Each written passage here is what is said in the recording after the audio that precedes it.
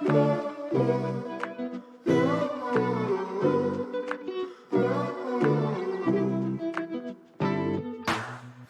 and welcome to Have You Got Your Shit Together with me, Caitlin O'Ryan, the podcast that celebrates not having your shit together. On today's episode, we have Jason Patel. Jason is a rising artist who is set to star in a breakout role alongside Ben Hardy in the upcoming feature film Unicorns, which had its world premiere at Toronto International Film Festival in 2023. The film will also be premiering in March at both the Manchester Film Festival and BFI Flair Film Festival.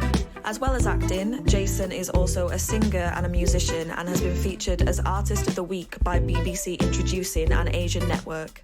Both Jason's queer and South Asian identities inform his art, and he looks to create a platform that empowers himself as well as others. His latest single, Chocolified, is available to listen to now and will soon be followed by his debut EP, Delicious. This was such a gorgeous conversation. Jason is a literal ray of sunshine and is a testament to how hard work, talent, and being a delightful human being can help you to achieve your dreams. He's about to blow up, and I'm so glad that I got the chance to chat to him at the start of his journey. I have no doubt you are going to absolutely fall in love with him. Here's Jason.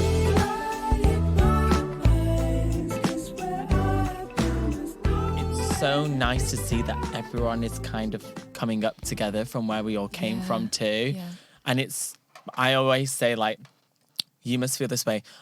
It's not a solo journey. Yeah. Even if you are a solo person in that light, you always have to recognize that I didn't do this on my own. This is a group effort. Yeah. And the people that are around you or that you've passed by in life, like, you owe it to them to kind of like uplift them and support each other, because that's how we all become better as people, yeah? And you want to wish everyone the best. Like, you don't want to be around someone that's going to be like, oh, yeah, you did this job, haha. No, I know. Oh, I wish I was doing that. Like, no, like, find your own, like, be supportive, and I'll be so happy, and I'll try and help you as much as I can, and I'll celebrate you too. It's just, you know. I think we're so lucky with, like, the community that we came from. Yeah. And I don't know about you, but, like, are you from Oldham? So I'm from Ashton, which is literally just like the close. town next. So it was basically say Oldham. Similar vibes, isn't Yeah. it? Like, working class town where it feels a bit hard to get out of. Yeah. And yet, like, Theatre Workshop where we went just made it feel like it was achievable. And, like, you saw people in your cohort going off and doing it, and it just felt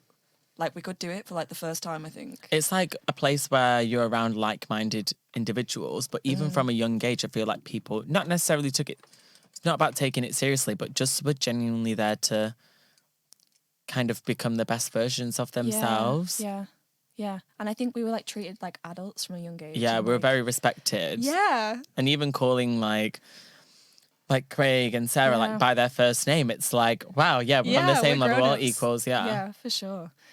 So hey, Jason. Hi. Welcome to the podcast. So nice having you here. So on a scale of shit to together, how are you feeling today? Oh my God. Straight in. Yeah. Like a 7. A 7? Yeah. Tell me more.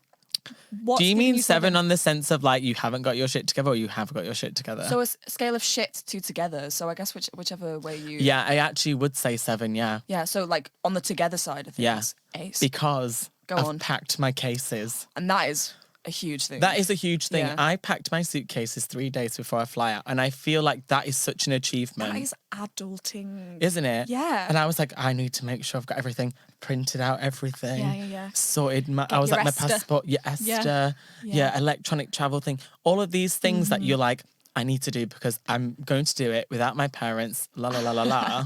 Even though my dad was there, I was like, I need to make sure I booked all my flights. Like, you know, you're like, okay, good. I'm an organizational queen, you know, king, whatever you want to be.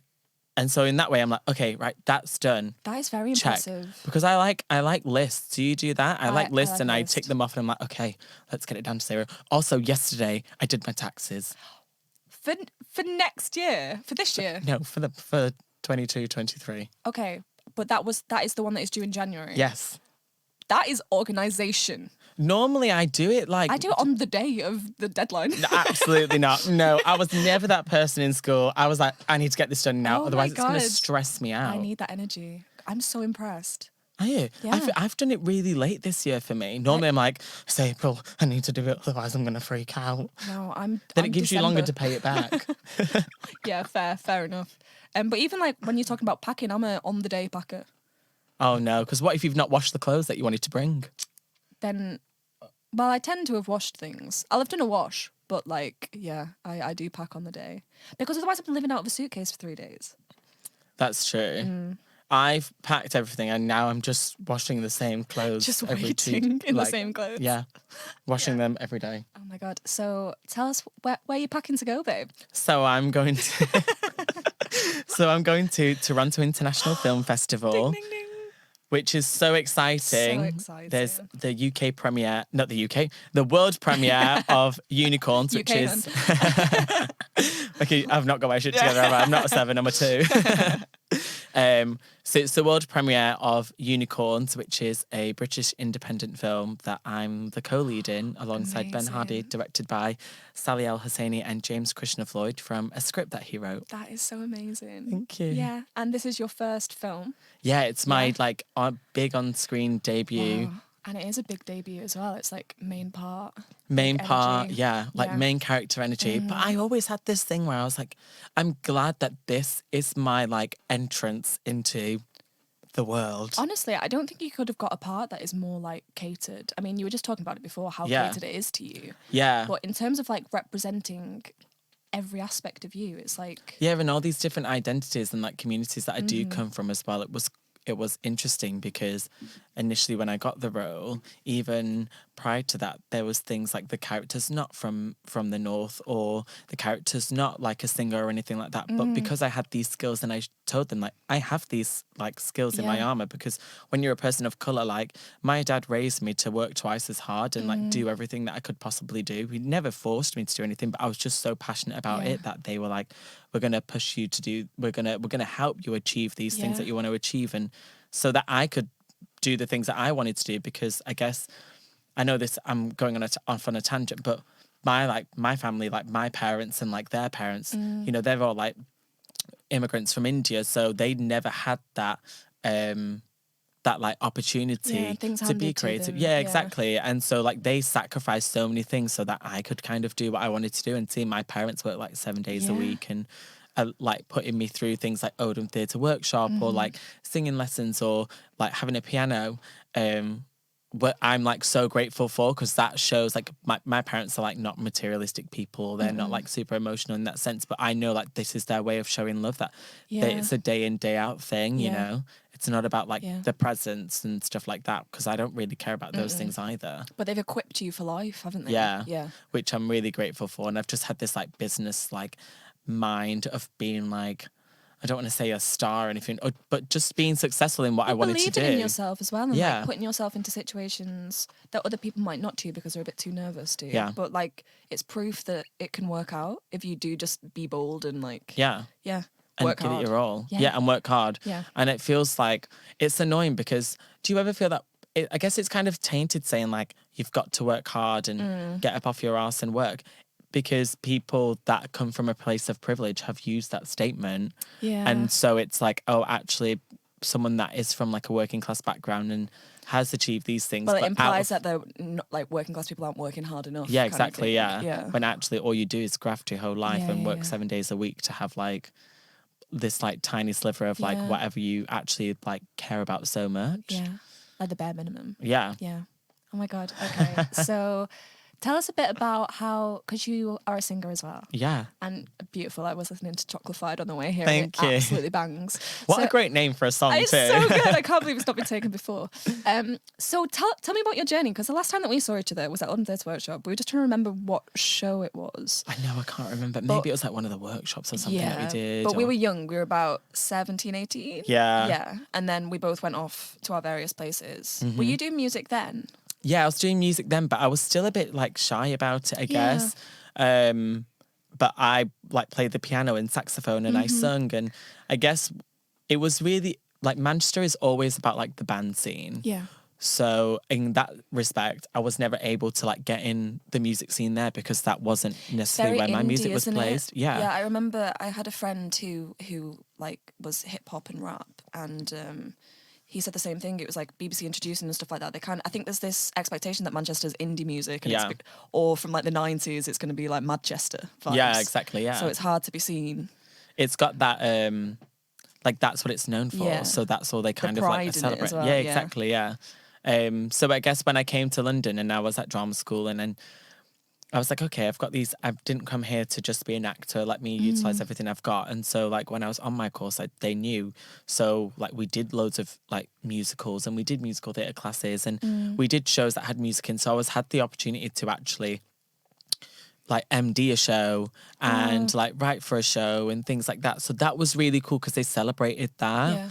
And that really set me in a really good place. Someone who was 2 years above me when they were in third year and I was in first, she's called Shea Universe. She's a really big UK R&B artist now, and so successful. Like her work is phenomenal, and I feel like watching her journey really inspired me. And even when I graduated, I was working in shows and doing mainly acting work. And a part of me was like, I don't own this, and for me to feel fulfilled. I need to do this. Create it and actually make this a career, because I didn't know like what that journey is. No one's gonna find you on the street singing and then give you £1 million if you don't invest anything into yourself. So that's when I started like saving all the paychecks and going to the studio and actually just finding my sound and working with people and going to these open mics and singing at all these sort of jam sessions, and just built up. And it took a lot of time. Like you see my music that's still on like the streaming platforms from 2019 that I've released, that you actually see how much I've grown. The progression. Yeah. And when I released One Last Dance last year, that was when I made that song, something kind of clicked in me, and I was like, I need to make a music video for this because this was amazing. And it kind of came out of a lockdown when I was like, okay, the second one, and I was like in this like box room in London, and I was just like in the darkness in winter, and I was like, oh, let me just write and like get everything out there. And I just learned so much like by myself, because I was like, okay, I'm gonna make it here. And then I ended up like collaborating with a lot of producers, and in that sense I think I was so grateful for lockdown, because it helped me find all these different creatives that actually became my friends and became my community, in these like long time like relationships that I know I will be working with these people in 50 years, you know. And it's so amazing because like from what I've seen of you from the time that we've not seen each other in person, like the music that you're creating feels like something that hasn't really been created before. Yeah, it's like a niche pocket. I feel like being like a gay person in R&B is a niche in itself, but also like the music is like relatable to everyone. But also this is like one of the things I'm like, my music is all about in the fields or whatever, but I actually want it to like empower people and make people feel like sexy and like be in the bath, and like if you want to touch yourself, do it. If you want to fall asleep, do it. Like whatever you want to do with it, that's absolutely fine. But it's very unapologetic and it's like chilled and steamy, and I want people to just like actually relax, because all we do in life is stress. And it's fun. Like I just stopped caring. You know what it is? I feel like everything clicked in place for me when I stopped caring about what people thought about me. And I was just going to do me. And everything just absolutely blossomed. Yeah, I was like, I don't care. When was that?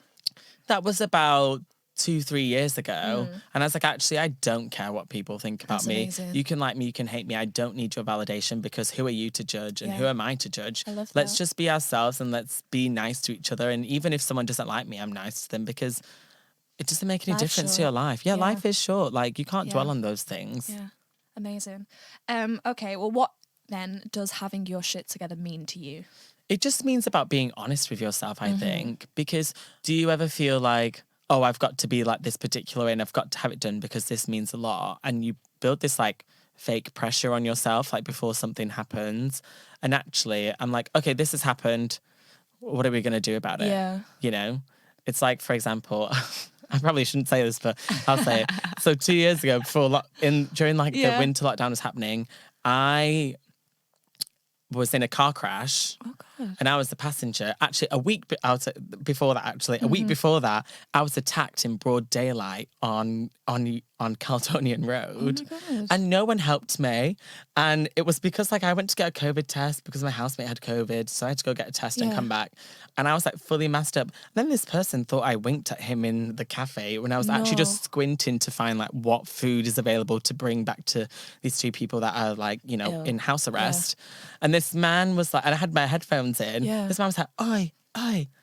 And I was to myself, I was like, oh, it's not after me. I've got my headphones in. And then this guy yanks me, 4-foot man with no hair and one teeth, and shoves me against a van and starts hitting me. And I'm like, what is going on? Oh my God. Luckily, in my bag, there was a sack of potatoes and he pulled me to the ground. So I was like, help me.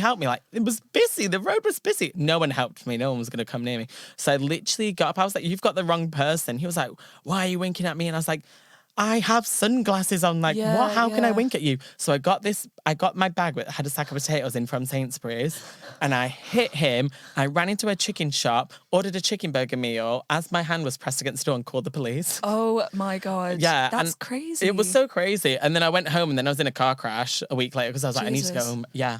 Ended up being I was a passenger in the car crash because it was raining so much and it was on this motorway, and then the car slipped in the water and on the rain. Yeah. And it turned loads and crashed in, hood first. My friend came out without a scratch. I was literally whiplashed on one side and there's glass everywhere. And this was 4 days before Christmas. And I was like, what is my life? Yeah. And then I guess in that 4 days of being super depressed and super low, I was like, you know what? Fuck this. All this shit that's happening, I'm just going to go with it because I don't need to dwell on this stuff. And I'm going to be honest about all the stuff that happens with myself and start listening to my body and listening to what it needs and what I need. And if that means you need to stop doing these things or do these things, then cool. Or if you need to be when everyone's like, oh, let's go out, let's do this, let's do that. I'm like, no, I need to do this. Yeah, staying in your own lane and kind of And I guess kind of just having that balance. I think that's what having your shit together is about. It's just having a balance with yourself and just being you know what? You can lie to whoever you want, but just don't lie to yourself. Wow. God, I can't believe that happened to you. I know. That's insane. I mean, the potatoes made it funny, but it was very not funny. It is. I laugh about it too. Because I remember when the ambulance and all these nurses that stopped from Wythenshawe Hospital and they came over and they're like, what's happened? I was like, where's my Fendi bag? You need to get it. And someone needs to fix my face because this is my moneymaker. And they were laughing. And I was in the car. I was in this ambulance and they were driving back. And it was so crazy because the nurses came to my parents' house the next day and brought flowers and is he okay? Because I actually just had a really good conversation. I was like, guys, of course this was gonna happen to me. La la la la la. And they were God. You was just so great about it. Bless you. Just made the best of a bad situation. Yeah. What kind of potatoes were they? They were just normal potatoes. Because I wanted to make chips. Oh, babe. And jacket potatoes. Jacket potatoes are cheese and beans, in the winter. When you said it was Sainsbury's, I was kind of disappointed because I was going to make a joke if it was Tesco's about every little helps. But I know. I don't know what the Sainsbury's quote is. What is that? I don't know. What is it? Sainsbury's needs to get its branded. Is it not just nectar points? Get your nectar points. Before the podcast, I feel like this podcast is going to go everywhere and I'm living for it. Okay, I asked you to think of an object that makes you feel like you've got your shit together. What is it? So I wear this object every day of my life. So it's this ring. It's got the Om symbol on it. Oh my God, that's gorgeous. So it's a gold ring. It's almost like a signet ring, isn't it? Yeah, it's it's I think it probably was on my dad's finger. So it's my dad's ring and it was given to him when him and my mum got married by my mum's mum. Yeah. As a wedding gift. And my dad lost his wedding band down the sink. Classic dad move. And so then he just took off everything and doesn't wear any jewelry or anything. So it was hidden away and I was like, oh, I would like some nice jewelry. Aww. And so I was like, oh, this fits. Please, can I have it? Yeah. And he was like, yeah, don't lose it. And I was like, Dad, my fingers are too chubby for it to fall off. Genuinely, they are. I swim in this, in the ocean, everything. It won't fall off because, as you can see, there's a nice little pocket of fat there that holds it in place. And ever since I've worn this, I feel like I've been protected. Do you? Yeah, and I feel like I look at it and I'm like, okay, I've got like a piece of like my family with me all the time. That's gorgeous. I've also got this necklace, which has also got the Om symbol on it. And it's like Ganesh, the elephant godhead. Cute. And when I was auditioning for drama schools, my mum gave it to me as a good luck thing. And I didn't have it my first year. And then the second year, I got in everywhere. And I was like, this. So I'm like, I'm never going to take this off. I really try not to take this off ever. That's beautiful. Or just like hold it close to me. So it's nice, and I feel like those things I would want to pass on to like my children. Well, I'll have to pick out for one of the 6 that I want. Yeah, no, 6 children, gosh. But yeah, I don't know. Every time I feel it, and when I don't have it, I kind of feel like naked without it. Like, there's not like it's like, it's an anchoring. Yeah. No, I love that you're talking about jewelry, because I'm quite similar. Like the jewelry that I wear is like my bracelets my gran gave me. Oh, that's beautiful. Yeah, and then the rings are all connected to my family. So I've got like a cladder ring because my dad's Irish. Yeah. And then I've got this kind of Celtic ring. What can I see? Yeah. If I can get them off, because my fingers are quite warm. So that's like Welsh gold. That's beautiful. And they've been discontinued now. And then that's the cladder ring. And basically, with cladder rings, historically, you'd wear it on your ring finger. And if the heart points in, it means that you're taken. But if the heart points out, so like say you were at a dance or something and a man came over and they looked, and you could be like, whether you're available or not, which is kind of like, Tinder, but for rings in the olden days.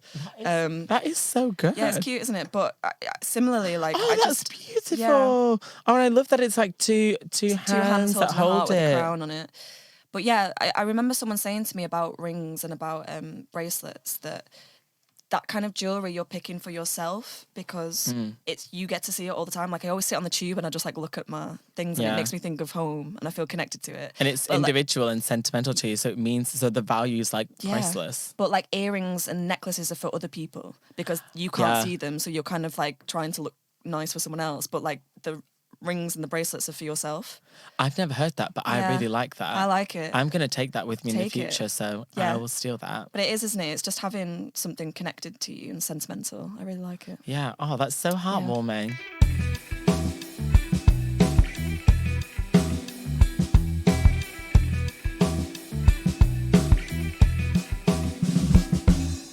Can you please tell us about a time in your life where you felt like you really had your shit together? Probably during the film, actually, because it was nice getting picked up. Getting picked up, someone would feed you. So nice, yeah. You go from here to there. But also, I feel like I had my shit together because I had this 4 weeks of prep prior to filming, and which was such a godsend. And I had all these discussions, and it felt like my whole life was clicking into place. Like my music was like ready and prepared to go. I knew what where I wanted to take that, and then all this stuff about the film and the process I was really excited for. But because it was such a big onboarding for me and something to take on, I wanted to make sure I went in there prepared. Like I didn't want to be in like a novice. I'm not a stranger behind the camera, nor will I ever be, but it's one of those things where it was like, I'm working with people that I've wanted to work with my whole life at the level that I've always dreamed of working at. And in that sense, I needed to be prepared to the point where I knew my whole script, even though I knew it was going to change and that we would improv. But it's good that I knew that so that I could let it go. Yeah. It was interesting to have these conversations about designs and the costumes and what I wore, because I had like 18 plus outfits. Oh my gosh. Which is a lot. Bear in mind that like dream, though, as well. It is such a dream. I had so many incredible outfits. And as you see on the poster, like, gosh, like some of them were literally being sewed into me, like while we were doing it. Yeah. Which was like, I was like, yeah, this is the life that I like want to live. Like, get ready and dressed, go. Get fed. Yeah, exactly. Yeah. And so, and the hours were long. We were working like 15 to sometimes 20 hours, and night shoots and day shoots, like crossing over. It was intense, but it was worth it. And I never felt like any pressure. I was like, I'm ready to go every day. Let's have the best day ever and seize the moment and just make the best film possible, because everyone believed in it. Everyone loved it. And it was just made with so much love, care and attention from the cast and the crew. Yeah. Like, gosh, I love like everyone that was on that project, to the people that fed me, and I'd say hi. I'd make I'd make it such a point every morning to say hi to everyone, give them a hug, you know, wish them well on the day. You know, I knew everyone's name. Yeah. And still do. And it was so cool because a lot of the crew, you know, they're very experienced in working in film. So even for them, they were like, you know, this group, like everyone gets on so well, to the point that we did things together as well and hung out. And, you know, we did some filming in Manchester, and I was like, guys, I'm going to organise like a whole 2-day fiasco for us to go out. And I took them. Oh my God. Yeah, they went to like a drag show. Then we went to like BCD, like behind closed doors. And then the next day we went to Aberration. And I was like, yeah, these are like all these cool places that we can go. And it was lovely. And then we took them to, like, we filmed on Werner Flow. Okay. And it was so stunning, and there was like a rainbow, and that was our last day of filming, and I was just like, this is so crazy because I can see my house 10 minutes away from here. How amazing. But we were saying before, weren't we, how like this film is like an alignment of all the different aspects of you as well, and like kind of how fulfilling that must be to feel like everything just kind of is making sense, and like the serendipity of that. Yeah, because, you know, it's so much talking about like manifestation, but it's all about the work that you put into that manifestation too. It's not, I think manifesting is nice, but I think it takes away from the fact that you were good to go. Yeah, like, I think manifesting is the first step. Yeah. And I think most people just think, oh, we're just speaking to the universe and it'll come back. I was like, that's not how it works. I think manifesting is step one of like speaking into existence what you want to do, and then actually it's the steps that you take like after acting that. on it. Yeah. I always say actions speak louder than words. And then, so, I don't know. It's kind of like it was meant to be. Yeah. And it was like, I always say it was destiny. Destiny. I mean,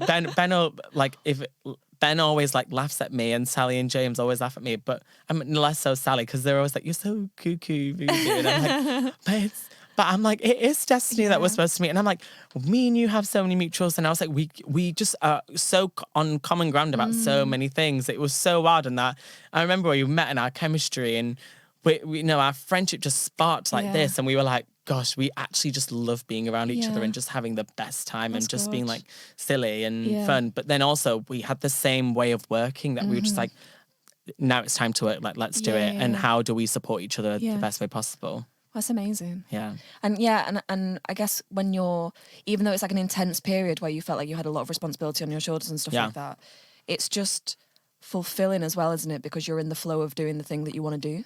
Yeah. Yeah. And actually you're like, I'm so grateful for that process, because all three of them, like Sally, James and Ben, made me a better person, a better performer, a better actor, and that I could give more. And it sounds like they trusted you as well in terms of you bringing your music and stuff like that, like giving you that opportunity. They didn't have to do that at all. No, they didn't. But I was like, if it fits, it fits. If it doesn't, it doesn't. And it's in 2 places. So it has a sync placement in the beginning in like a nightclub scene, and then you see me in the car singing, and that song is actually the introduction of my EP that's not out yet. Sorry. That's called Delicious. Little plug there, we love that. Okay, in opposition to that then, a time in your life where you felt like you didn't have your shit together. Oh gosh, I'll have to go back to the car crash. No, I guess, no, do you know what? Actually, you must feel this way, probably all of us, is when you graduate drama school and you're like, now what? Yeah, who am I? Spat out. You know, like chewing gum on the floor, but someone's trampled on you about 100 times and no one can ever scrape that off. That is so true. Yeah. Yeah. And so I was kind of like, okay, then you have to get a job and you have to do this and that. And actually, it was annoying because I feel like it was more about like a societal and like a pressure of like the people around you being like, okay, you've just been to this amazing institute and you've studied, now what? When are you going to be on Coronation Street? When are you going to do this? When are you going to do that? You know, because they feel like you just go into a main role straight away when actually not. It's like a 10-year process, just like as if like you were a lawyer or a doctor. Like you don't become a, like, you know, a doctor or like the partner of a law firm overnight like this. You work and you pay your dues and you build up, because actually that gives you the life experience that you need to be able to be in those positions. Yeah. And I feel like even though it seems like it's like a big shift into being this lead role from doing so many like theatre jobs and small acting roles in television, I feel like all of those things actually did prepare me for those. And I'm glad that my music, because I became like the owner of that and the creative director of all of those things and that business, that it gave me the status that I needed to and actually helped me learn those skills that I needed to be able to go into this role. But to be in the rooms with those people Yeah. who are like intimidating to anyone and to like hold your own against those people. Yeah. That is part of the process of growing up and like exactly what you said. Yeah. Which is wild, but it's crazy because like when did I graduate? Oh my God, 2018. So 5 years ago. So what was your journey like out of it then? So you left drama school. Yeah, Were you living in London? Yeah, I was living in London and I got my, you're auditioning. Oh God, I remember my first audition was absolutely awful. Can't even remember, but I remember it was with like Michelle Smith. This was actually kind of whilst I was at drama school. Mm-hmm. And I remember going to that audition and they knew straight away I was god awful. I didn't know. And I'd auditioned before, but I was like, oh, I've got to be good. I was awful. I was absolutely terrible. Like, I'm so embarrassed about it. And I'm like, and I look back and I think, Jason, what were you doing? Like, putting on this like random voice and doing this and like moving. And I'm like, the camera's there, just stand still and say the words. Like, that is literally it. But I think you come out of drama school, and I don't know about you, but I definitely did, of 3 years of having other people's opinions kind of shoved down your throat, like teachers and stuff like that. That for me, I came out like such a people pleaser. Yeah. So therefore, like any audition that I was going in, I was just like, please just like me because I've had 3 years of people kind of shitting on me. So please, like, I didn't know who I was. What do you want? I'll do it for you. Yeah, I'll do it. Like, I'll do the splits. I can't do it, but I'll try. That kind of thing. Whereas actually, like, kind of what you said of leaving, and for me anyway, I've kind of said that since leaving drama school, it's been a journey of me refinding who I was before I went. Yeah, you actually become who you are. That's when the training begins, I say. Yeah, oh, I love that. Because I think drama school equips you with, I think how drama school should be viewed is that it equips you with certain tools that you might or might not want to use. Yes. Rather than it being this be all and end all of like honing you into a perfect actor by the end of it, because that's never going to happen. No. And actually then you come out and that's when you get to kind of experiment with the things that you learnt in drama school and see what actually works for you, but also like refined you. Yeah. You know? Refine yourself. Yeah. And do you not think that I feel like those 5 years of like when you graduate or whatever afterwards, it's about all the life experience. It's all the non-acting that you do that makes you such a good actor. It's like the heartbreak and like the stresses of like trying to pay rent and everything like that. That's like the life experience exactly of things that you can pull on. Yeah. Because I used to think when I was auditioning for drama schools and they were like, we're looking for people with life experience. I was like, well, I've lived. But I get it now because it's exactly that, isn't it? It's like they want people who've like experienced shit. Yeah. People say to me, what's the best acting advice that you can give? And I say, go get lost and go find yourself. Love that. Yeah. Yeah. Okay. 3 things that make you feel like shit. Not working out. So not being active. Okay. Not doing what I was supposed to do on the day that I said I was going to do it. Okay. What do you mean by that? So, for example, let's just circle back to the taxis that I did yesterday. Yes. I had scheduled myself in the diary. You're so organised. This is stressing me out. To do this back in April. Wow. And every single week I just move it. And it's been bugging me for ages. And I hate... admin stuff makes me feel like shit. Yes, yeah. It's the anxiety, isn't it? Of it hovering and over paying you. bills. Paying bills. Council tax. Oh my God. No. When Awful. I first had to do council tax, I remember I phoned my dad and I was crying. I was like, how do you do all this? I just want lots of money so I can pay someone to do it for me. Literally. He was like, you'll never get... He was literally the same. He was like, you'll get used to it, but you'll never like it. Yeah. It's just this thing that just hangs over you constantly. Every time. Yeah. And paying taxes, oof, awful. Awful. Just, I wish there was a way that they could just deal with it for us, like normal wages. Why can't we be a tax-free country? Yeah. I thought about this. I was like, we should be a tax-free country because then we wouldn't have to do a tax form. Yeah. And I think society might collapse, but just need to people find would be money. happier without the... People would be happier, wouldn't they? Yeah. It makes you feel like shit in the morning, but at the time it makes you feel absolutely incredible. Like a dirty kebab after a night out. How dirty. Like really dirty, with all salad, all sauce, like chips. Yes.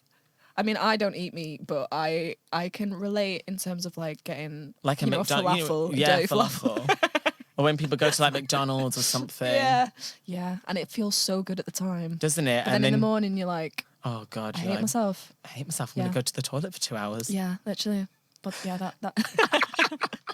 Hey, Ant. Hey, You do a great job in editing this podcast, might I say. If people like the podcast, what do they need to do? like it. What else? Follow it on social media. And then what? They could share it with every single person they know. Thanks, Ant. You can go back to your corner now. Bye. In opposition to that, then, 3 things that make you feel like the shit. Oh, 3 things that make me feel like the shit. Oh, when I've had a really good shower. You know, when when you're like, oh yeah, I'm showering, and you do a really good scrub, and you know, you shave Exfoliate. and you exfoliate, and you wash your hair, That's and luxurious. it's nice, isn't it? And you put on your robe, and you feel like you're like Samantha from Sex and the City, you know, and you think, oh, my body's so clean, someone eat sushi off me. Yep. And then when I've made a really good song, so like sometimes I just, you know, I like to sit on my piano in the dark. And Is that your process then? You sit in the dark on a piano? Yeah, I just like to sit and shut off the world and all the distractions. And I like to light a candle and vibe. And then I just sit there and I'm like closing my eyes and I just fiddle my hands like and where they take me and then things just come out of my mouth. Yeah. And it's great. And I'll write and I'm like, that's the best song I've ever written. And it took me 10 minutes. It's so good when that happens, isn't it? Yeah. And you go to the studio and you make it, I feel like the whole process just makes me come alive as a person. Yeah.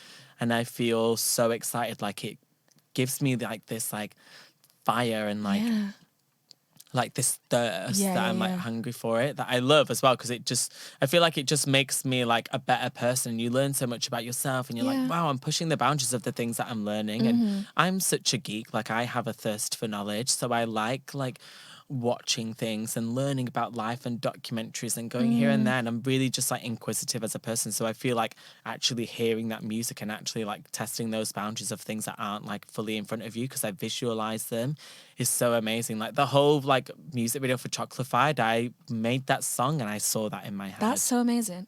So do you collaborate with other people, or are you very much like... Yeah, I collaborate with other people. Yeah. So like I collaborate with 2 producers, a guy called Adriano Desire and then Flo, who I've worked with both in various capacities, and sometimes we write together. I mean, on my EP, I've wrote one of the songs called Tiramisu. All of the names of your songs are so indulgent. I just want to like... But that's how I want listen everyone to them in the feel. band. Yeah. Yes, exactly. With wine in my hand. Gosh, someone is going to have to take one of the songs and put it on like a yogurt advert or something. God, I would love dreamy, that. Yeah. Because, you know, I guess like the whole Sainsbury's. point... Yeah, Sainsbury's, yeah. Come on, Sainsbury's. Tiramisu logo. I guess it's like one of the... You know, when I... For like circling back to when I said like, you know, when I stopped caring about what other people thought about me and actually I was just being myself and stopped apologizing for who I am, which I always say to people. I was like, don't apologize for who you are. Yeah. You know, live your best life. Yeah. Everything kind of came out and I feel like I started making this really positive music where I was like, okay, I'm going to kind of reclaim everything for myself. There was, you know, I think the Black community have done an excellent job, and it's really inspired me to be like, okay, when I grew up, I used to get, you know, called names for the colour of my skin or how I spoke or my sexuality or whatever. And even at drama school, like you realise, oh, actually, some people are absolute users and social climbers, like whatever. And you notice that all from the outside when you start cutting people off. Yeah. And people take this like tokenism to another level that you didn't realise that is there. So I was like, okay, I'm going to reclaim this, you know, if this example, like, for example, like One Last Dance, the fashion in the music video is like Western and like South Asian like fashion, and it brought them together and it's so cool. And I feel like it's really nice, like high art in the sense that, okay, I'm going to show you how festival wear and show you how to wear my culture. Like this is how it's done. Yeah. This is cool. And in the sense that when it came to making Chocolafied and all these different songs. So on the EP, there's Somewhere Special, Love You Like I Do, Chocolafied. This is the first, Tiramisu and Kama Sutra. So then all the songs are kind of about like owning your like sexual freedom, owning your skin, like no matter what shade you are, what shape or size you are, and actually just really feeling indulgent and feeling like, yeah, I'm that bitch. Yeah. And I feel sexy and empowered, just like how like Lizzo Lizzo does it, you know, which is cool. And I want to make people feel, I feel like, okay, how am I going to make an impact in the world? Like, I'm not destined to be a politician, you know. I think me as the Prime Minister would actually end this country. Well, you'd remove taxes to If I start. remove taxes. I think everyone would be really happy, but I'd be like, we've got no money. No NHS left, that's fine. And so, I don't know. But I'd be like, there's lots of music to make you feel better, which is actually my goal. Everyone run a bath, indulge. Yeah. Eat some tiramisu. Eat some tiramisu. Those like go in those like water baths. What's those like pods that people go in? Those salt water pods, Oh and my they God, I lie don't there. know. Yeah, they're like in there. Yeah. In the darkness. It's really cool. One for every home. Yeah, one for every home. I think a very holistic place, wouldn't it? Candles at 8 p.m. We don't have electricity. I don't know where we are anymore. No, I don't. So what would you say in terms of your music then? What are your influences? What have been your biggest influences? So when I was in America, Yeah. in Philadelphia, So how long were you there for? So I was there for 6 months. Good, yeah. And I mean, even throughout my childhood, I did like summer schools with like YMT, and then I did summer schools in America at loads of different camps and like institutions, which I was really grateful for because I had family that lived out there that helped me, so I could stay somewhere. So that when I was there, that's when I really kind of found the music that I was into, which was like this, you know, it's like music that's like Black originated, which is like R&B and this soul. And I went to UArts in Philadelphia.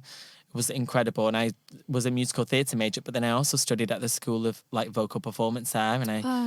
And I met all these people and I was introduced to all these incredible artists. And so my taste was kind of like really, like my palette of music really grew in the sense I discovered people. And I was always into people like Queen and like Prince, you know, and Elton John, like all those people was like fascinated me. All the icons, you know, and my dad had a pub when I was younger. So I knew all that like noughties, 90s music, and like he's such a big fan of like Sting and, you know, all these iconic people that I was always around it. But then also I loved like Britney Spears and I was around Bollywood music. So I really had an eclectic palette. Yeah. So when I found like this R&B music and all these people that were really like actually fusing all these things together, actually I could do that on my terms and with the knowledge that I know and kind of build something really cool. So it was like artists like her and like Daniel Caesar and Giveon and Third Story and Yebba. You know, I remember I watched Yebba for £5 in a cafe in Philadelphia. And That I was So Far Sounds video. Have you seen that on YouTube? I've never seen anything like it. never anything like it. And I was like, Incredible. she was a nobody. Yeah. And I was like, this person is phenomenal. Just out of this world and who's so in touch with their list. I think a great artist is someone who listens to themselves and listens to their body and knows what they need. And but her performance style is so theatrical as well. Like, you know, from watching that So Far Sound, if you haven't already seen it, I mean, check out Yebba's So Far Sound's performance is insane. But it's like she emotes it. Yeah. And it's like, and I can imagine being an actor as well really helps. You're just like, wow. Yeah, which is kind of what's so cool about going to drama school because it made my music so much better because I was like, I know how to perform it. And also you know how to like tell a story, I guess. And like, it's very storytelling, my music. And I feel like it's got this theatrical note to it and tone that if I didn't go to drama school and I didn't have that training that I wouldn't have, I think it would. And I think that's kind of what makes it special because it's just like a Jason Patel sound. It's amazing. I don't know how to describe it as anything else. People always, but then I'm now seeing like this surgence of like really cool artists, you know, like Destin Conrad and Omar Apollo, and I'm like, wow, like they're on their own journeys, which is similar, and it's so fascinating. And actually, all these things make me a better performer. This is a really cool thing. So, on the first day of filming for Unicorns. You know, I was having, like, my first scene, I was, like, getting into it. And then Sally and James were like, okay, we need you to find your in. And I was wearing these outfits and I couldn't do, like, I would normally do, like, press-ups or sit-ups or something. Yeah. And that's my in into, like, when I go onto stage, like, to do, like, a show. Yeah. But I was like, okay, I need to find that, but it's not that. And then they were like, you have such a deep connection with music. Why don't you listen to a song? Yeah. And everything clicked in place. And as soon as they held cut, I put my AirPods in. I drowned the whole of the place out. The music was on full blast. I apologise to my eardrums. And I would get in this zone, you know, because it wasn't about like learning the lines or the script or anything. I knew that. Yeah. But like, why was I just not finding like the emotion? The emotion and just like letting go and just like being there in the moment. Yeah. Because I was just feeling like a lot of pressure or like tension in myself. Yeah. So I was like, actually just let it go and see what happens naturally in this moment. I'm here. Yeah. Just be. It's so amazing, isn't it, how music can do that for people? Yeah. Like I remember when I was like auditioning for drama schools, like a drama school teacher told me that was a way that she got her students to get into character. Is like choose make a playlist for a character. Yeah, I have the playlist. Yeah, because it's something that takes you out of the cerebral stuff. It like music just is emotional and it makes you feel a certain way, or like a rhythm of a character or something like that. Like. Because we always soundtrack our own lives. Literally, yeah. So why do we not soundtrack our characters, even though they're soundtracked in films? So, like, actually just bring that process to yourself, which is so cool because now when I go into auditions and things... Such a good in, isn't it? It's such a good in. I'm like, everyone's like chatting and I'm like... just for those of the people that can't see me, I've just got my eyes shut and I just like crossed my eyes and I just went like into hermit mode, like hibernation. Just like I'm doing it, and then you open your eyes. Like heavy metal, like and you're like, bam! You open your and when I open my eyes, that's it. Different person. Game over. It's game over for you bitches. Amazing. Okay, one more thing that makes you feel like the shit. Oh God, one more thing that makes... What have I said already? Oh, the shower? The shower. The music. Yeah. Oh, the shower. I feel like the shower, let's just go back to the shower is because my horoscope is... my star sign is a Cancer. I'm a Cancer. Are you? Yes. I feel at one with water. Baby. Me too. Oh my God, when anything is happening, you know, I used just to run a... water. Yeah, I used to run a bath. And I used to like pinch my nose and duck down and I used to count. And I remember my mum came in one time and she was like, what are you doing? What are you doing? I was like, just reconnecting. I was like reconnecting to earth. She was like, I thought you were trying to like kill yourself. And I was like, no, I'm trying to just drown out the world and just be by myself. I was like, leave me alone. You don't understand. Contacting my inner crab. Yeah. I'm the same. Water does something for me. It does, doesn't it? Yeah. And I've always said that it's the Cancer. It's the Cancer sign. And people shit on Cancers, and I'm like, how dare? Sorry, emotional and creative. What's wrong with that? And always live for heart other people. On my sleeve. Yeah. Helpful, kind. But heart on the sleeve sometimes, you know. Oh God, men do. You know, they'll cut your sleeve off and sell it. They will. Also, like if you get a bit upset, you go into your shell. Yeah. I'm like. I get really... Normally, I'm like, I won't say it to anyone. Yeah. Like, I notice these things about myself. My friend's training to be a life coach, and I said to her, her name's Barbara, and I was actually with her before I came here. And she's... I asked her this question. I was like, okay, Barbara, I attract the best people into my life. Like, I literally have the best friends, the best creators, like collaborative people, the people that I... Like, all of it, the whole community that I have. But this one person that I'm attracting into my life, why is that? Why is that my curse? Yeah. You know, why is that person actually that I think is amazing then turns out to be like actually not? Yeah. Yeah. Are you talking about in like a relationship? A relationship. Why am I flawed? Because I'm all or nothing. Do you always feel that? I'm like, okay, that's it. If it's it, if this is it, this is the one. If it's not, I know it's not the one. You're either it or you're not. Oh, see, I will drag it out. I think I give people the benefit of the doubt too much. Do you? Yeah. To a point where it's gone on for a while and I find it hard to. Are you not like leave? Because then I just feel, what am I doing? Like spending time with this person that I actually don't want to be around. Yeah, I need to get better at that.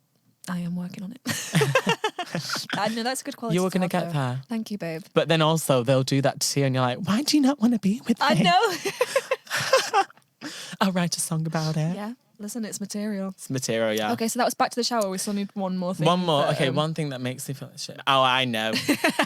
One thing that makes me feel like the shit is when I see my friends do really well.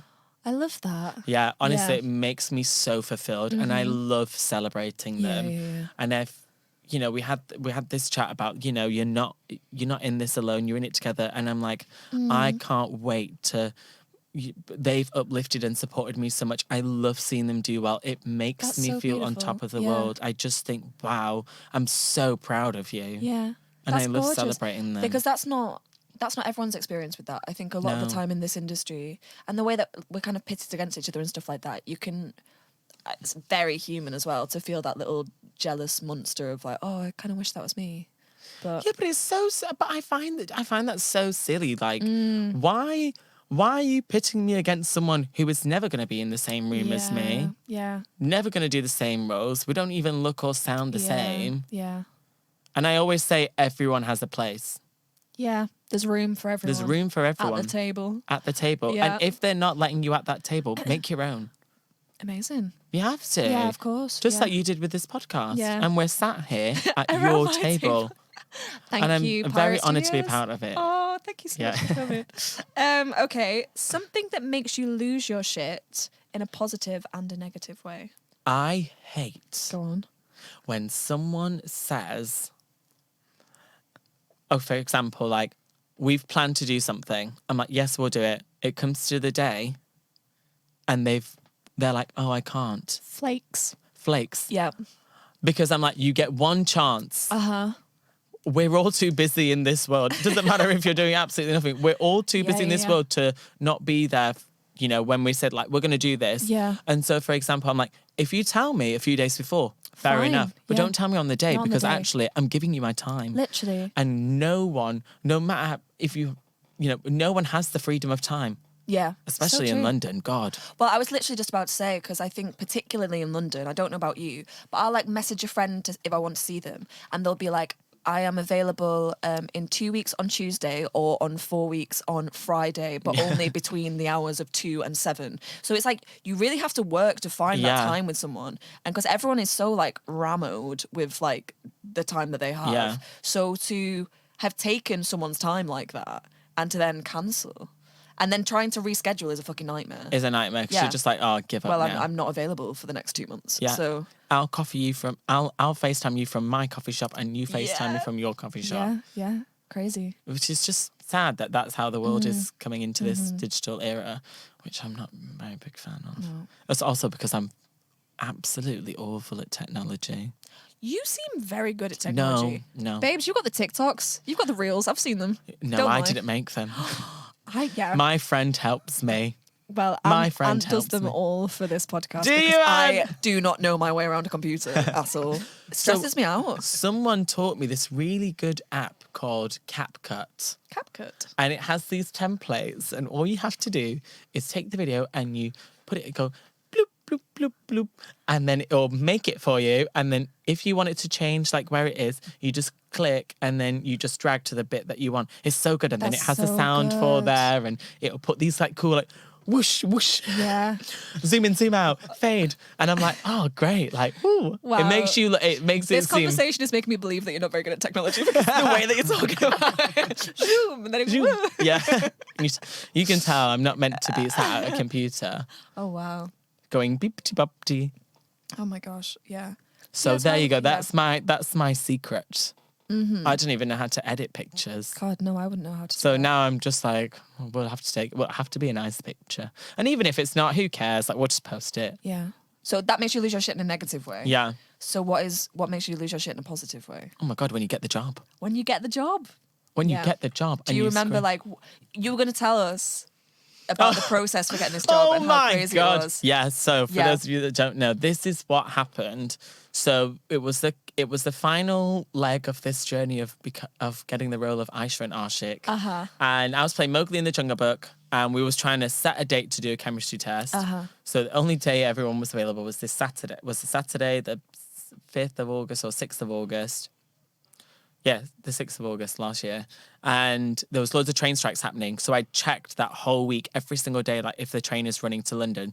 Because I said I can do from 9 till 2 and I have to get a train at 2:30 to go back to Lancaster so that I can Be Mowgli in the I evening. can turn up to the stage with a suitcase, put my costume on, a mic on, and go play Mowgli in the Oh Jungle my Book until God. 10 p.m. at night time. Holy shit. So that night before we'd finished the show, I got home, I showered, packed my case, Yeah. everything. It was at 11:30 and I was like, I'll check my phone and my emails before I go to sleep. I checked. Train line. Your train tomorrow to London Euston from 6 a.m. is cancelled. Oh my God. I was like, shit, I was going to have a Yeah, panic yeah, yeah, attack. yeah. I called my father and I said, Dad, this has happened. what am I going to do? And I was like, he was like, shall I just come get you? And I was like, yeah, come get me. So my dad and my mum, this is how I know this will be any Christmas present, anything. This is Oh my what shows God. that your parents love you and Yeah. that I knew that my Acts of parents loved me. service. Acts of service. And he came, picked me up. It was 1 a.m. I came back to Manchester. It was like 2:30. I slept for 1 hour in the mummy position like this because there was no way I was going to oversleep. Whoa. Woke up like this with my eyes like boom. Powered on. Yeah. Took a shower. Went to Manchester Piccadilly train station with wet hair Oh my at gosh. 4:54 and got on a train. I have a timestamp of a picture to prove it. Wow. And I was doing my makeup in the car there. So I'd slept for 1 hour in this whole time. Yeah. So I hadn't slept from the day before in the morning. Yeah. And then I was messaging the casting director and the directors, Sally James, Laura Windows as the casting director. I was like, this has happened. I'm going to get to London for this at some point. Somehow we will do this screen test. There's no way I'm going to miss it. I will walk there or I'll use my life savings and get an Uber there, you know? Yeah. And then, and they were like, okay. And so I got to Birmingham. I just got on a train to Birmingham because there was nothing to London. Waited there for an hour. Yeah. And then I got on a train from Birmingham. There was a train that pulled up and it said it was going to London Euston. I arrived at 8:30 and Laura, the casting director, met me at the station. Wow. She took me for a prep. I was doing my hair and everything on the train. Oh, It looked bless you. rubbish. And luckily there was a hair and makeup artist there at the time. So they went and bought a hair dryer and a straightener so that I could do my hair for the No screen test. way. Yeah. From Sally's. It was at the Umbrella Rooms in London. Stunning. So it was. Yeah. I actually went back into that room the other day and I was like, wow. Oh. Back here. And anyway, we digress. So I get there, it's 9 o'clock. I get in this outfit, we meet Ben, meet Sally, meet James. We go straight into the scenes. Wow. We go for it, like 4 hours straight. Yeah. And then I had to do a performance because my character is a drag performer. Yeah. And they were like, oh, everyone will leave. And I said, no, bring them in. Like, they've all taken their time out of the day to come see this and they're going to cast the film. I want them to watch. I was like, the more the merrier. Yeah. Oh my gosh. Yeah. And so I literally performed for them and did this like, That's so yeah, it was just amazing. cool. And then Yeah. it was mad and they filmed it twice over and it was cool. And then after that, so we did scene 1, did the drag performance, and then we did the second scene, which was like as Ashik, the boy. Yeah. And I remember James like crying and he was like, that was beautiful. And I was like, is there something in your eye? Like, was your contact lens? And I was just genuinely so Just so naive being like, moved. is something wrong? Like, why are you crying? Oh. It was a very emotional scene. Because So he'd written it, right? So it must Yeah. be amazing seeing something that he's written come to life. and for me to do it so Yeah. exceptionally well. Not me being humble. But I literally gave it everything I got. Yeah. And I remember it got to around like 2:10 and I said, guys, I've got to get this only one train Yeah. back to Lancaster. And if I don't, I'll have to get on this train to Manchester. And then my brother was like ready on standby to drive me to Yeah. Lancaster to do this show, Wow. you know? So this is what happened. So then we finished and we had a great time. I left and I got on this train back and I remember calling my dad and I was like, even if I don't get this job, I gave it everything Yeah, that yeah. I got and I'm so proud of it. Yeah. And they're like, we'll let you know in a week. They had another screen test with someone else in the afternoon because I think initially they wanted the full day, but I was like, I can only do Yeah, half a day yeah, because I yeah. have to do a show. Yeah. And then Got to play hard to get, you know? yeah, I was like, I have this schedule, you know? Doesn't get any easier. And so then, anyway, then the next, so I got back to Lancaster, Yeah. did this show. So I slept for 1 hour in 2 days Wow. and I gave everything I yeah. got. And then like, it was probably like, so I did this show and then it got to like 11 o'clock at night, slept. Then it was like Sunday. We still had a show to do. And then after that show, James DM'd me on Twitter and he was like, hey, are you free for a Zoom call really quickly? And I was like, hey, yeah. Like, I was like, something might be up. So they're like, okay, we'll send you a Zoom link in 20 minutes. Me and Sally. And then like, oh, something's come up. Like, let me know. We'll call you. We'll send you the link. And I Yeah. was like, oh my God, they're talking to the producers. Like, they don't want me. They don't want me. Like, they might want this other person. And I was just like, oh my God, what am I going to say? What am I going to say? And I was like, please I put this speech prepared being like, please, I love this film and this project so much. Like, please let me be involved one way or another. Like, yeah. even if I'm not this role, like, I'll do this and I'll do that. Like, Yeah. I'm going to be amazing. Yeah. I'll do it. Like, and then anyway, they Zoom called me. I was waiting for an hour But long story Oh short, so my I was there God. just like on my bed, like looking at the ceiling, being like, like what's happening? Tired? Long day? Long Yeah. day. So then they called me, Yeah. and then they're like, "You've got the role." And I Oh was like, my- God snatch. So they recorded the Zoom call, and then afterwards, Oh my I just God. like hysterically was crying. Yeah, of course. And it was like midnight. So then I was like calling How all my friends, amazing. and none of them would answer the phone. And then I called my dad, and then I called my dad. He didn't answer. Oh. And then he called me back, and I was still crying on the phone. He was like, "What's the matter? Have you my been God. robbed? Have you been stabbed? Like, do Oh I need my to call the God. police, like, or the ambulance?" Yeah, do I need to bring some potatoes? And I was like, I got the role. That's and he so was amazing. Yeah, and then you know what he replied? He said, "Oh, okay, good. Tell me in the morning I'm going back to sleep," and put the phone down on me.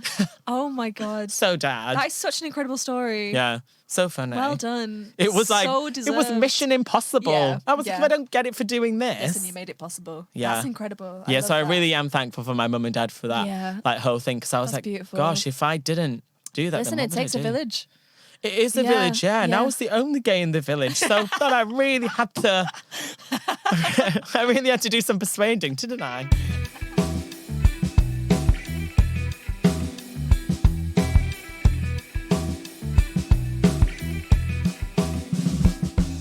A moment that you found some shit out about yourself.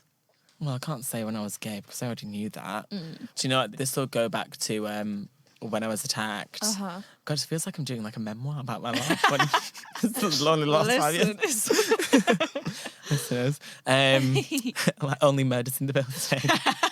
I love that program. Anyway, we go back to when I was attacked. I remember, and like I called the police, and they were sadly they weren't very helpful. They were like, "There's not really much we can do." I was like, "What about the street cameras?" Anyway, I went Yeah. home, and like I didn't leave my house, like my house in London, for like a day, because it actually happened like 5 minutes from where I lived. So I was a bit And it's scared that if this terrifying as well, person isn't it? was going Yeah. to be around or looking for me. Yeah. Anyway, I saw my friend Rebecca on the other side of King's Cross, and we went for like a coffee and stuff.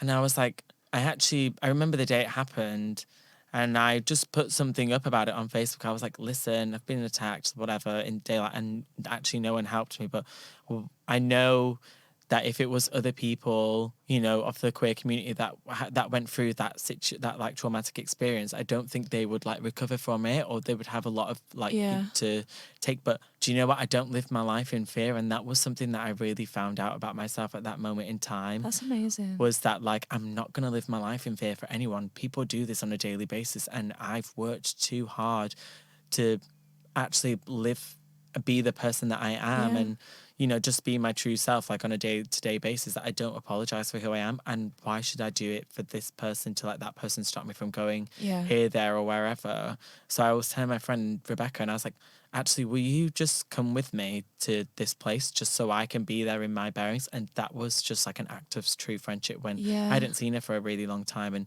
she's like, "Yeah, let's go." She was like, "No one is going to fuck with you." And I remember I got there, and I was like...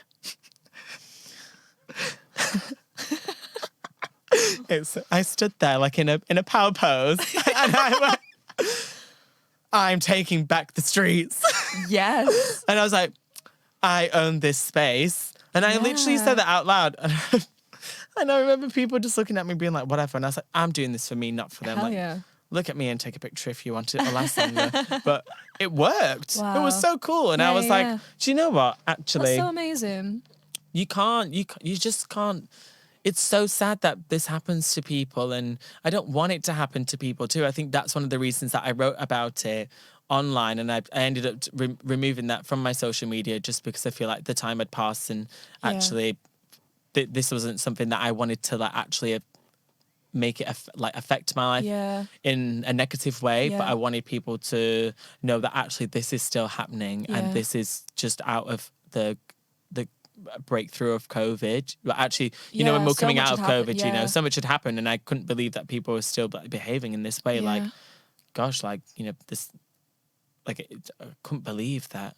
You know, it's even to like, you know, people like us, like we just genuinely sound human beings Yeah. that have common sense and a moral compass, that Yeah. people think that this behavior is acceptable It's when it's terrifying, not. isn't it? Yeah. It still exists. And so I just much couldn't around believe the that no one country. didn't help me. So I just thought, That is actually, I crazy. am Yeah, alone. yeah. That like, actually, no one is going to help you. So I really make it a point since that moment in time, that if I see something that's happening, Yeah. I will make it my business to go and just make sure that someone is okay. Yeah. You know? Yeah. It's that bystander effect, isn't it? Yeah, I think it's Yeah. worse that people are complicit in that behaviour. And people think that someone else is going to step in and stuff like that. And they're It's- not. Yeah, it's scary. Sometimes it has to be you. It If not has to be you. Who? If not you, who? And Yeah. if not when? No, if not now. if not now, when? Yes. God. No, that's amazing. Thank you for sharing that. Shittest piece of advice you received? It's actually the shittest, but also like the best. Love that. It's just do it. Just do it. Nike. Nike. Just do it. Just do. See, Sainsbury's, are you listening? This is Sainsbury's. Just do it. Yes. Yeah. Tell me more. So at drama school, Uh-huh. a tutor of mine was a writer. She's quite a successful writer now. And I said to her, I was like, oh, Rebecca, she actually, we had this really good conversation about what was I going to do in third year. She was like, there's barely anything like writing wise for you, like for your who you are and your character, and you know, author, you know, playwrights at South Asian or screenwriters, etc., etc. Yeah. So I was like, I'm gonna. She was like, you need to make it, and That's I was, amazing. which was insane. And I was like, Yeah. can you give me some writing advice? Like, how do you write? And she was like, I know how to write a song, but I don't know how to write a script. Like, what? And she was like, just write it. She was like, just do it. Yeah. And then she said, this was where the best piece of advice came in. I thought, she said, just do it. I just thought, that's a fucking cop out. Like, give me some advice. Yeah, like, yeah. watch a YouTube video. And then she said, writing is all in the editing. That's such good advice. And so she said, get it all out there, however you want it. You know, vomit it on a page if you have to, and then edit it. Wow. And then from that, you'll learn. And then actually from that process, because I wanted to write like, well, I am like in the process of writing like a feature film that's like inspired by my grandma. And I remember in COVID, I wasn't very like inspired or anything. So I was like, what am I going to write about? And I actually wrote like a series about my family, and it's called Dad, Where's My Close Up? Which all stemmed from the fact that I had to do a self-tape with my parents. Yeah. And it never was never submitted. From that process, and actually the editing, I learned how to like write a treatment. Amazing. And then like just like build upon that. I was like actually structure and things like that, because I actually just played and I didn't take it serious. Yeah. And I think a lot of the time, like, writing is for you as well. So to do what she said, which is to just get it out and to purge yourself of it, basically. And then you go back kind of with a lens of, like, how it's going to be consumed and stuff like that. And you can start to edit it. That's such good advice. Because it brings out, like, a different side of you like you. I guess, like, do you ever feel this way? I guess in this podcast, and you're also an actor, is that people are like, oh, what do you choose? Like, do you want to do this? Do you want to do that? Like, which one would you choose? And I say, why do I have to choose? Yeah. Everyone does everything in the world. I was like, if you're in London and you don't have about 4 different jobs that you do, then like, what do you do? That is so true. You know? Yeah. It doesn't matter what field you're in. I just say, I feel like music is the right medium for certain things that I want to talk about in my life, and acting and is sometimes the right medium for when I want to be part of someone else's story and be a part of their voice, you know, which is really cool. Lovely. And so writing, in a sense, became like another outlet. You know, I can't paint, I can't draw. That will never be my suit. I can't draw a straight line or a circle. But, you know, in terms of like writing and doing these crazy things, actually these really work. And I feel like writing just became like another thing that actually just became something that I really enjoyed. Well, I think it's kind of, you mentioned it before, I'm not sure at which point, but you were saying that like it's that taking ownership of the creativity. Yeah. When you're an actor, you're so often, unless you're writing your own stuff, which you know, because you don't people own do. it, it's someone else's and thing. you have to get cast in it. You have to go through a rigorous process, and you have to get trains that are delayed and all of that kind of stuff. But you, with a pen and paper, can sit down and write something and make something out of nothing. And that's like a really empowering. And it's the same with your music, I imagine. Yeah. Like, it's very empowering to start the day with nothing and have ended the day with something. Yeah, you know? because I think that also makes you just like a better all-rounded individual. In the sense that actually when people say, did you ever have that question in an audition? And they're like, so what have you been up to? Yep. Yeah.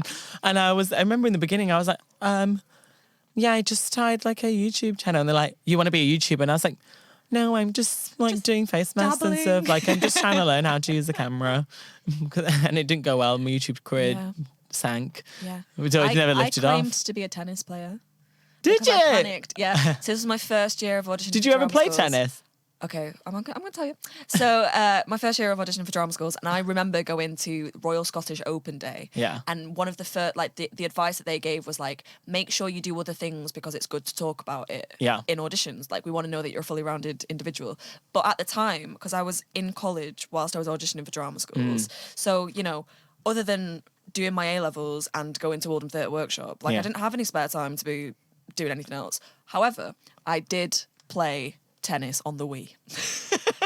I did play Wii tennis. And I'm not talking the Wii Sports, which was like the little Wii people. It was, you know, it was more highbrow than that. Did you have the Wii tennis racket? Yes, I did. Stop. And I became, because I was really into Wimbledon and I didn't have many friends. And it was a proper tennis game where you basically did all of the Opens. So you played Wimbledon. And I became number 1 in the world on it. Okay. I was good. No Yeah, yeah. way. That is such an achievement. Did you get like a Well, it was plaque or anything for No, it? it wasn't against other real people. It was just against the computer. And it was on So he was easy. number 1 It was- in your world. And it was on easy. However, This story went downhill so far. I was like, that's so impressive in the world. Like, yeah. whoa. But I remember being in a drama school audition my first year, and they said to me, you know, so I did my monologues and stuff, and they're like, great, sit down, let's have a conversation.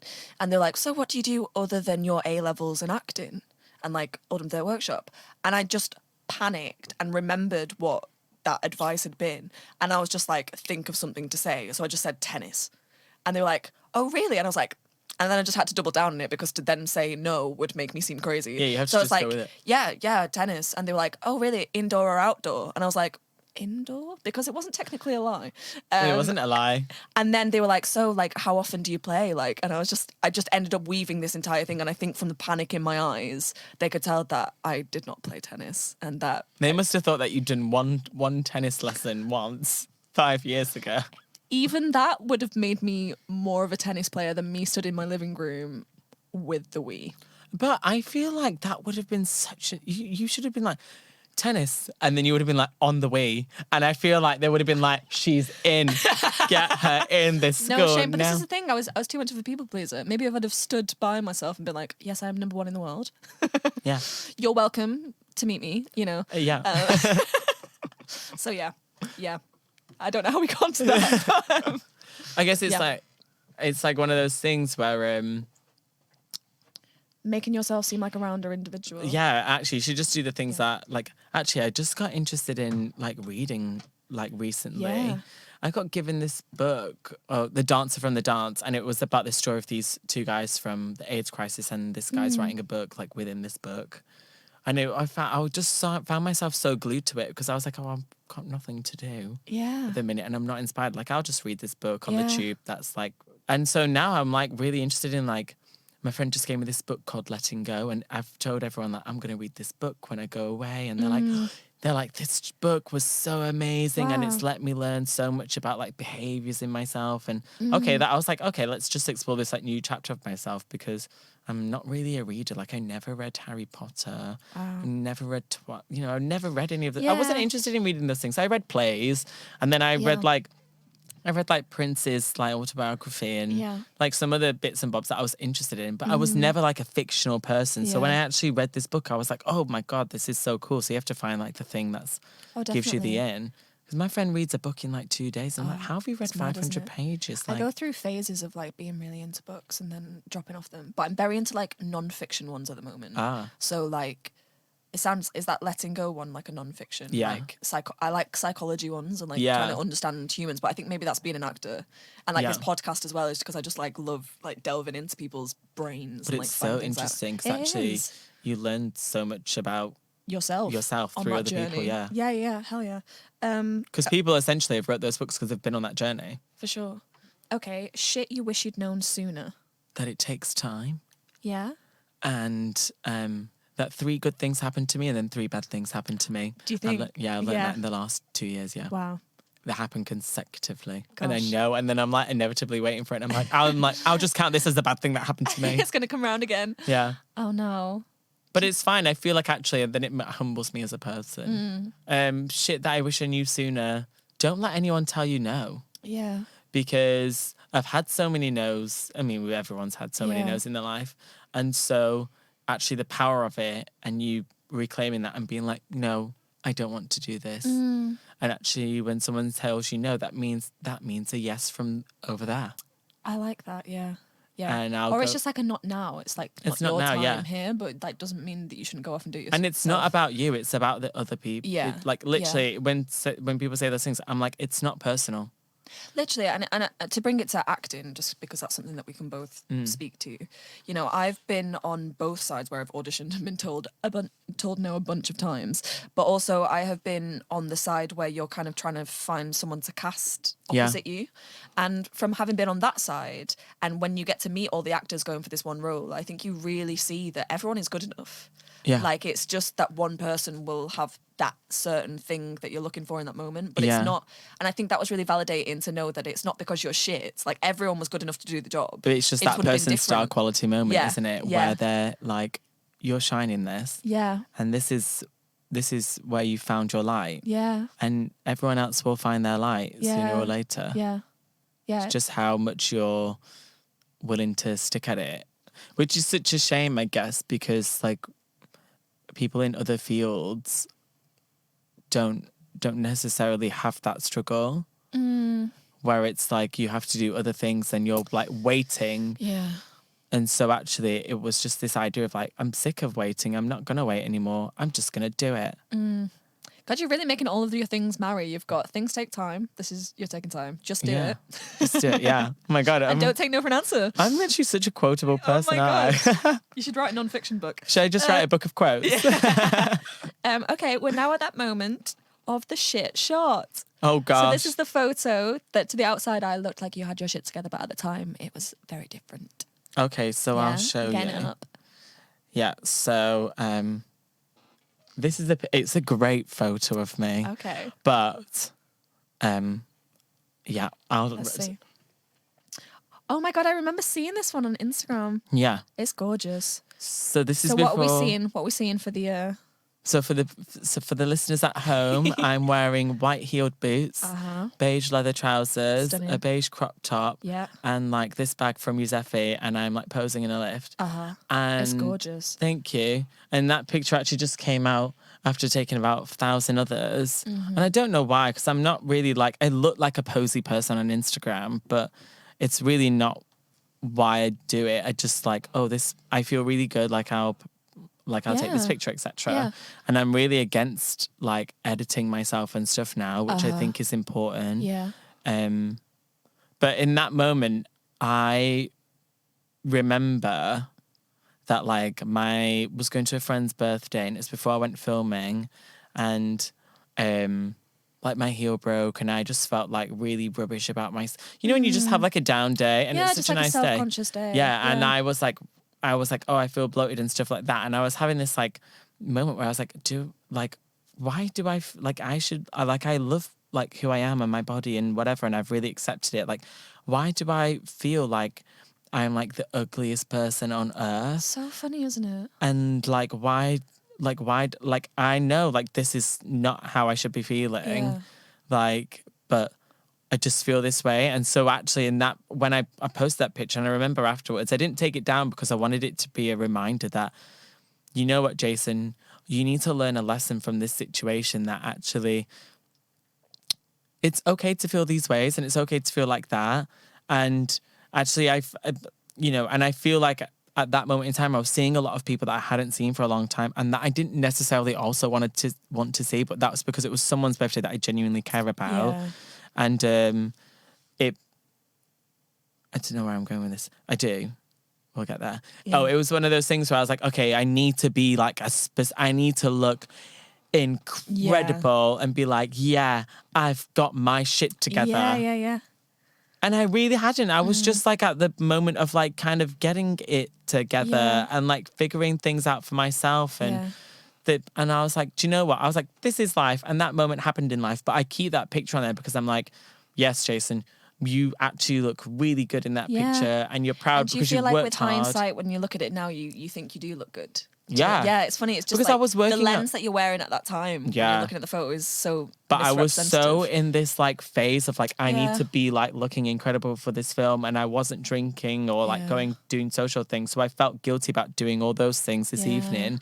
And all I'd really do is eat chicken Caesar salad for 6, like from the moment prior to me getting this film, when I was auditioning still, before the chemistry test, I was eating chicken Caesar salads because I was like, something in me knew that I was going to do this role. I was destined for it. I was eating chicken Caesar salads. I was working out twice a day and doing this show that I was kind of like just burning out. And that I think was the moment when I burnt out. And I remember I was past the point of tired that I couldn't go to sleep. I've been there. Yeah, it's the worst. Because then you're lay in bed and you're like, I need to sleep. But that anxiety is what keeps you awake. Yeah, you're like It's awake. awful. I'm like, oh, I'm awake. Yeah. And luckily I was with my friend Hannah, and she's just the best. And she was like, listen, I'm here for you. La la la la la. And actually, what we actually did the next day was get like a Taco Bell and love that. And love life. And I was like, actually, I deserve this because I've been working hard. But also, it's that thing of like, both versions of like being really unhealthy or being like overly, considerate of what you're eating and stuff like that. They're both kind of the same thing. And they are. Balance is the best.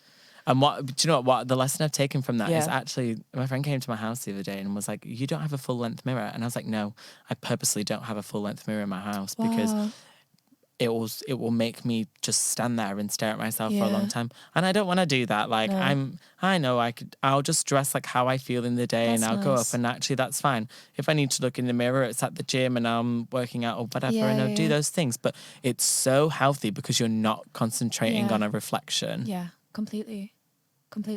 Because you're just analysing stuff, and actually, who cares? Yeah. I'm actually like, nobody cares about this stuff. Such a weird thing, isn't it? When you think of like cave people, they were not looking at themselves. They were just walking around, getting up. So that's what I'm trying to do. Be a cave person, I guess. Note to self, be more cave person. Be more cave person. So, Jason Patel. Yes. Have you got your shit together? At times. Yeah. At times. Let's say at times. Uh-huh. But it's okay to not. Yeah. Actually, you know what? I do. Caitlin, I'll be so honest with you. I have got it together. Mm-hmm. But also I haven't. And I feel like the moments of when you don't have your shit together is when you just learn about how to get your shit together. Because you just learn from mistakes. And Definitely. I feel like no one can have their shit. I will never be a 10 on having my shit together. Because I love learning from mistakes. Yeah. Yeah. And they're great to make. And you need those moments of like, I think you said it before, but you need those moments of chaos and stuff like that to know where you're going. Yeah, and just humble you as well, being like, you're not Beyonce, and Beyonce doesn't have her shit together either. Absolutely not.